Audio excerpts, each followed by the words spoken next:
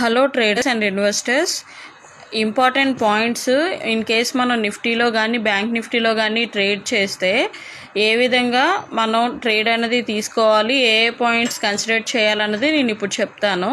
So మనకి previous day high, previous డేలో, అదేవిధంగా ప్రీవియస్ డే క్లోజ్ చాలా ఇంపార్టెంట్. ఇంతే కాకుండా ఈరోజు డే ఓపెనింగ్ అన్నది కూడా హారిజాంటల్ లైన్ వేసుకోండి. తర్వాత ట్రెండ్ మనకి 15 మినిట్స్ చార్ట్లో, అవర్లీ చార్ట్లో అంటే హయ్యర్ టైం ఫ్రేమ్లో ఎలా ఉందో ట్రెండ్ చూసుకొని దాని బేస్ మీద లోవర్ టైం ఫ్రేమ్ అంటే 5 మినిట్స్లో కానీ 3 మినిట్స్లో కానీ తీసుకుంటాం.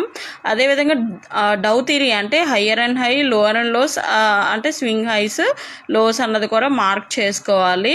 దాని తర్వాత ఫిబొనాచి జోన్స్ అంటే గోల్డెన్ లెవెల్స్ అని ఉంటాయి మనకి, 0.5, 0.618 అని చెప్పి గోల్డెన్ లెవెల్స్ ఉంటుంది. ఫిబొనాచి జోన్స్ అని మీరు ఎక్కడ సెర్చ్ చేసినా మీకు తెలుస్తుంది.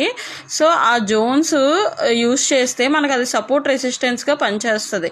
రిస్క్ రివార్డ్ అనేది కూడా చాలా ఇంపార్టెంట్. రోజుకి 2 ట్రేడ్స్కి మించి తీసుకోవద్దు ఒకవేళ మీరు కొత్త అనుకో ట్రేడింగ్కి.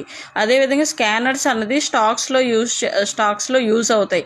స్టాక్ ట్రేడింగ్ కనుక చేస్తే స్కానర్స్ యూజ్ చేయండి. ఫ్రీ వెబ్సైట్ ఒకటి ఉంటుంది చార్టింగ్ అని, అందులో charting.comకి వెళ్ళి మీ స్కానర్స్ చూడొచ్చు. Thank you.